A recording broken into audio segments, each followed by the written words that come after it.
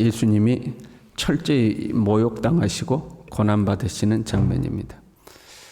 아주 치욕을 당하신 거죠. 군인들이 자색 옷을 입히고 가시관을 씌웠다 이렇게 되어 있어요.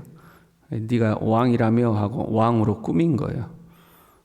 왕처럼 꾸며놓고 그 앞에 경례하고 갈대로 그의 머리를 찢다고 그랬죠. 이렇게 왕이 들고 있는 지팡이를 갈대로 만들어서 예수님께 이제 손에 왕이니까 네 왕의 호를 네가 잡아라 하고 한 거죠. 또 그걸 뺏어가지고 머리를 치고 야, 누가 네 머리를 쳤냐 맞춰봐라 그러고 침을 뱉고 그 앞에 꿇어 절하면서 예수님을 희롱했습니다. 이제 어떤 학자들은 이런 과정이 채찍질하고 이렇게 조롱하고 희롱하는 과정이 죄인을 일단은 학대를 하고 그 학대받은 모습을 사람들에게 보여줘서 이만하면 되지 않았냐 하고 이제 사람들에게 보여준다는 거죠. 그럼 사람들이 그만하면 됐다. 보니까 실컷 두들겨 맞았고 고생할 만큼 고생한 것 같다. 그러니까 풀어줘도 된다. 그런 과정 중에 일환이라고 이제 설명하기도 합니다. 이렇게 희롱하고 조롱하고 때리고 피투성이가 된 모습을 백성들 앞에 보여주는 거죠. 야, 어떠냐? 이 정도 했으니까 되지 않았냐? 하고 이제 보여주면 됐다. 혼났으니까 풀어줘라. 이제 이렇게 하기 위해서 이런 과정이 있었다. 이제 설명하기도 해요. 이러든 저러든 최악의 수치를 당하신 거죠. 아주 모멸감을 느낄 수밖에 없는 그런 조롱을 당하셨습니다. 그리고 발가벗겨온 채 십자가에 못 박히시고 양쪽에 강도를 같이 못 박았죠. 강도 같은 수준으로 취급을 받으신 거예요. 예수님께서 지나가는 사람들이 머리를 설레설레 저거 하고 이제 머리를 설레설레 젓는 거죠. 그리고 대제사장들도 예수님을 끝까지 희롱하고 마지막에 함께 달렸던 강도들까지도 예수님을 욕했다 하고 이제 기록되어 있습니다. 우리는 예수님이 우리의 죄를 대신하여 십자가에 죽으심을 믿습니다. 여러분 그러면 죽었다는 게 중요하지 않습니까? 죄의 싹슨 사망이요. 그러니까 우리의 죄를 대신 갚아주기, 죄의 값을 대신 갚아주기 위해서 죽으신 거니까 그 죽음이 중요한 거잖아요. 그런데 예수님의 이 수치와 모욕을 자세히 기록하고 있다 이 말이죠. 그냥 죽으셨다고 하면 될 건데 왜 이렇게 자세히 기록했을까? 야, 예수님이 너희를 위해서 죽을 때 얼마나 고생하고 죽은 줄 알아? 그냥 죽은 거 아니다. 너희들 위해서 엄청난 고생하고 죽은 거다. 이거 알려주려고 기록했을까? 우리가 예수님의 죽음을 설명하는 몇 가지 방법이 있습니다. 그 중에 우리가 가장 많이 하는 것이 대속이라는 개념이죠. 대속이란 내가 죽어야 되는데 예수님이 대신 죽었다 하는 거죠. 내가 갚아야 할 빚이 있는데 예수님이 대신 갚아주신 거죠. 그걸 이제 대속이라고 합니다. 다른 말로는 속량이라고 하기도 합니다. 내 죄값을 대신 속해줬다 하는 거죠. 속량이라고 하고 속량과 같은 말이 구속이라는 단어입니다. 우리는 이 구속이라는 단어가 사회에서 그 법에 의해서 감옥에 갇히면 구속이라고 그러니까 그것과 헷갈리거든요. 근데 그것과 전혀 다른 단어입니다. 구속이란 내 죄를 속량해 주는 걸 말하는 겁니다. 그래서 이제 대속이라는 개념으로 예수님의 죽음을 이해합니다. 또 한편으로는 대표성의 개념으로 이 예수님의 죽음을 이해하기도 합니다. 아담이 범죄할 때 아담이 온 인류의 대표로서 범죄한 겁니다. 그래서 아담의 범죄가 우리 모두의 범죄가 되는 거죠. 그러면 예수님의 죽음이 우리를 대표해서 죽으신 것이 됩니다. 그러니까 그 대표성의 개념에 따라오는 게 이제 동일성의 개념이거든요. 예수님이 우리를 대표해서 죽을 때 우리도 그 주님과 함께 같이 죽은 겁니다. 여러분 이제 이런 거 생각하면 되죠. 영화 같은 거 보면 두 진영이 싸움을 하는데 1대1로 이제 싸우지 않습니까? 장수끼리 나와가지고 1대1로 싸워요. 그래서 이쪽이 졌어. 이쪽이 져가지고 무릎을 꿇고 내가 졌다. 그러면 이쪽에 있는 모든 진영이 자기 장수가 무릎을 꿇을 때 어떻게 해요? 다 같이 무릎을 꿇고 우리가 졌다. 이제 이렇게 하는 거죠. 그게 이제 대표성의 원리와 동일성의 원리를 이해하는 장면이라고 볼 수 있습니다. 예수님이 죽으실 때 우리가 같이 죽은 겁니다. 예수님이 부활하실 때 우리도 같이 이제 살아난 거죠. 우리는 원래 죄에 종살이하던 사람들입니다. 죄로 말미암아 저주 아래 놓여 있는 사람들이죠. 우리가 죄로 말미암아 저주 아래 놓였을 때 마귀는 우리를 정죄하고 조롱하고 희롱합니다. 그래서 이제 정죄하는 겁니다. 너는 죄인이다. 천하의 못된 놈이다. 이제 정죄하고 희롱하는 거죠. 그러나 예수님이 십자가를 지실 때에 모든 조롱과 희롱을 당하심으로 우리의 모든 저주를 지금 담당하고 계시는 거죠.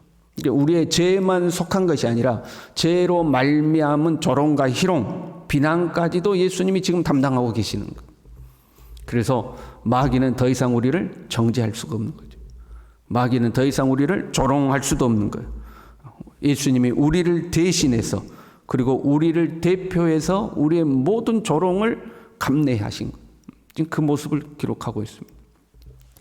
우리는 모든 조롱과 비난과 정죄 앞에서 당당해야 합니다. 예수님을 믿는 우리는 약간은 좀 뻔뻔스러워야 됩니다, 여러분. 약간은 뻔뻔스러워야 돼요. 너 같은 죄인이 구원받을 수 있어? 이제 마귀가 우리를 비난하는 거죠. 야, 너는 이것도 못하고 이것도 못하고 이것도 못하고 너 그래가지고 예수 믿는다고 할 수 있어? 너 그래가지고 구원받을 수 있어? 그럼 좀 뻔뻔해야 돼요. 나는 비록 죄인이지만 나의 죄를 대신해서 예수님이 죽으셨다 하고 당당하게 맞서야 되는 거죠. 우리 밑바닥, 마음 밑바닥에 자리 잡은 그러니까 일종의 패배감 같은 것이 있잖아요. 패배감, 또 자기 비하, 어떤 자괴감, 열등감 그런 것들이 우리 마음 밑바닥에 있다 이 말이죠. 그것들이 우리 안에서 일어나려고 할 때 그 감정을 틈타서 마귀가 우리를 정죄하고 비난할 때 너는 그것밖에 안 돼. 봐, 너는 그 정도밖에 안 되는 거야. 너는 쓸모없는 인간이야. 너는 어쩔 수 없는 인간이야. 하고 그런 감정들을 자극하려고 할 때 이미 우리의 모든 비난과 조롱을 짊어지신 예수 그리스도, 그 주님을 우리가 기억해야 되는 거죠. 나의 모든 비난과 조롱을 예수님이 이미 다 담당하셨다. 주님이 조롱당하실 때 우리도 같이 조롱받았고, 주님이 십자가에 죽으실 때 나도 이미 같이 죽었고, 주님이 살아나실 때 나도 다시 살아났다. 누구든지 그리스도 안에 있으면 결코 정죄함이 없다 하고 당당해야 돼요. 그런 어떤 정죄와 비난에 우리의 마음이 구속돼가지고 속박돼가지고 역시 나는 그것밖에 안 돼. 나는 역시 쓸모없는 인간이야. 그러면 안 돼요. 예수님이 나의 모든 연약한 것을 다 담당하셨다 하고 마음에 자유함이 있어야 되는 거예요. 거기에서 벗어나야 돼요. 한편 이 예수님의 조롱과 고통을 기록한 것은 또 다른 의미를 가지고 있습니다.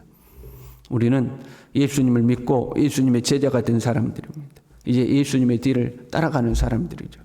그러면 우리가 예수님의 뒤를 따라가려면 우리도 예수님처럼 조롱당하고 고난당하는 것을 각오해야 된다는 의미이기도 해요. 예수님이 조롱당하셨으니 우리도 주님의 그 뒤를 따라가다 보면 우리도 이런 조롱과 핍박이 기다리고 있을 것이다 각오해야 되는 거죠. 세상은 우리를 미워할 거예요. 요한일서 3장 13절에요. 형제들아, 세상이 너희를 미워하여도 이상히 여기지 말라. 세상 우리를 미워한대요. 왜? 우리가 세상에 속하지 않았기 때문에 미워한대요. 자기들 편이 아니라는 거죠. 야, 너 왜 우리 편 아니야? 하고 우리를 미워한다는 거예요. 가만 보면요, 세상 사람들은 교회를 무조건 비난해도 된다고 생각합니다. 교회에 다닌 우리를 아무 근거 없이 조롱해도 된다고 생각해요. 그래서 막 비난하고 조롱하죠.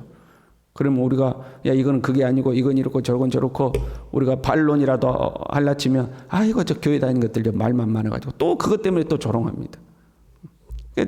근거 없이 조롱하고 그것 때문에 우리가 반격하면 그랬다고 또 비난하고 계속해서 하는 거죠. 예수님을 믿는 것은 주님의 뒤를 따르는 거죠. 주님은 주님의 뒤를 따르는 길은 고난의 길이라고 말씀하셨습니다. 십자가를 지고 가는 길이라고 말씀하셨습니다. 좁은 문으로 좁은 길로 가야 하는 길이라고 말씀하신 거죠. 특별히 종말의 때에는 극심한 고난과 환난과 핍박이 있을 것이다. 그걸 예고하셨습니다. 그러니까 이 예수님의 십자가 고통은 우리가 감당해야 될 모욕과 치욕을 몸소 보여주신 거예요. 너희가 고난의 때가 찾아오면 이런 핍박과 환난도 각오해야 된다. 그리고 주님이 묵묵히 그걸 감당하신 것을 보여주신 거죠. 우리도 그걸 감당할 수 있어야 됩니다. 아무든지 나를 따라오려거든 내가 가는 이 길을 각오하고 십자가 지고 와야 된다는 걸 가르치는 거죠. 사람이 힘든 것 중에요. 아마 힘든 것 중에 꼽으라고 하면 여러 가지가 있겠지만 그 중에 하나가 자존심 상하는 일이죠. 몸이 아픈 거 참을 수 있죠. 돈이 없어서 불편한 거 뭐 참아낼 수 있습니다. 그런데 몸이 아파서 자존심 상한 거, 돈이 없어서 자존심 상한 거, 이건 견디기가 힘든 거죠.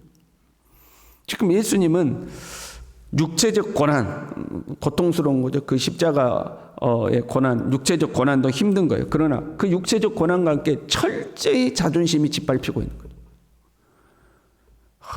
철저히 그냥 예수님을 모욕해버리는 거죠. 주님의 뒤를 따르려면 이것을 각오해야 된다는 거죠. 네 자존심이 짓밟히는 일이 있더라도 그걸 이겨낼 수 있는 각오를 하고 주님의 뒤를 따라야 한다는 거죠. 사실 우리가 뭐 주님의 뒤를 따르면서 엄청난 그런 것보다도 우리의 삶의 자리, 가장 먼저 가정에서부터 이 자존심을 내려놓을 수 있어야 합니다. 예수님이 조롱당하실 때 나도 예수님과 함께 가장 그 밑바닥까지 내려가 있어야 되는 거죠. 여러분, 예수님이 저렇게 막 모욕하고 침뱉고 때리고 조롱하고 그 앞에 엎드려 막 절하면서 키득키득 웃으면서 왕이여 왕이여 하고 조롱할 때 한 대 때리고 싶지 않았겠어요, 예수님이? 그래도 그 모든 자존심을 다 내려놓은 거죠. 수치와 조롱을 감내하고 도살장에 끌려가는 어린 양처럼 묵묵히 그 자리를 이겨내신 거죠. 그러니까 우리에게도 주님의 이름으로 말미암아 내 자존심을 내려놓는 그게 우리에게도 필요하다 이 말이죠. 멀리 갈 것도 없어요. 내 가정에서부터 내 자존심을 내려놓는 거죠. 그러나 한편으로는 내 스스로가 내 자신을 비하하고 내 스스로가 자괴감에 빠고 내 스스로가 나는 이것밖에 안 돼 이런 감정이 들 때는 그것을 당당하게 이겨내야 돼. 예수님이 나의 모든 수치를 담당하셨다. 예수님이 나의 모든 조롱을 담당하셨다 하고 내 스스로를 비하하면 안 되죠. 그러나 한편으로는 주님의 이름을 위하여 그 조롱과 수치를 감당할 수 있는 믿음이 필요한 거죠. 한편으로는 겸손하고 한편으로는 당당하고 저와 여러분이 그렇게 살아갈 수 있기를 바랍니다. 기도하겠습니다. 주님, 우리를 위하여 온갖 모욕과 조롱과 수치를 이겨내신 것을 봅니다. 그걸 통하여 죄인된 우리가 받아야 될 모든 정죄와 조롱과 비난과 수치로부터 우리를 자유롭게 하신 것을 감사를 드립니다. 그리스도 예수 안에서 정죄받지 아니하고 자유한 자로서 당당하게 살아갈 수 있도록 주님 우리를 붙들어 주시고, 그런 한편으로 주님의 이름을 위하여 살아가는 동안 주님의 이름을 위하여 당하는 조롱과 자존심 상하는 것과 수치와 모멸감을 하나님 우리가 이겨내고 주님처럼 감당해낼 수 있는 굳건한 믿음을 우리 모두에게 허락하여 주시옵소서. 예수님의 이름으로 기도 올리옵나이다. 아멘.